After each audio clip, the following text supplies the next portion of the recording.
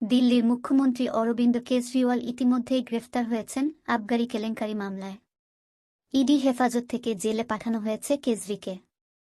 এরই মাঝে ইডি আদালতে দাবি করে কেজরিওয়াল নাকি জেরার সময় দিল্লির মন্ত্রী অতীশীর নাম নিয়েছেন। এই আবহে এবার সাংবাদিক সম্মেলন করে বিস্ফোরক দাবি করলেন দিল্লির মন্ত্রী। অতীশী আজ অভিযোগ করলেন, তার এক বিশ্বস্ত সহযোগীর মাধ্যমে বিজেপি তাকে তাদের দলে যোগ দেওয়ার প্রস্তাব দিয়েছে। অতীশী আরও অভিযোগ করেন, বিজেপি নাকি হুঁশিয়ারি দিয়েছে, তিনি যদি দল বদল না করেন তাহলে 1 মাসের মধ্যে ইডি তাকেও গ্রেফতার করবে।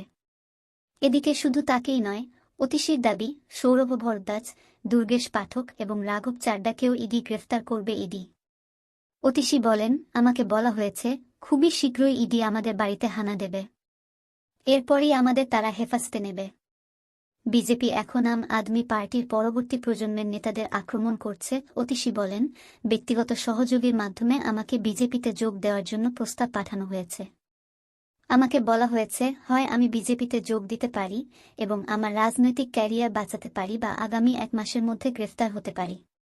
আমার খুব কাছের একজন ব্যক্তি আমাকে বলেছিলেন যে প্রধানমন্ত্রী নরেন্দ্র মোদী প্রত্যেক আম আদমি পার্টি নেতাকে জেলে পাঠানোর সিদ্ধান্ত নিয়েছেন। সত্যেন্দ্র জৈন, মনীষ সিসোদিয়া, সঞ্জয় সিং থেকে শুরু করে এখন দিল্লির মুখ্যমন্ত্রী অরবিন্দ কেজরিওয়ালকে গ্রেফতার করা হয়েছে।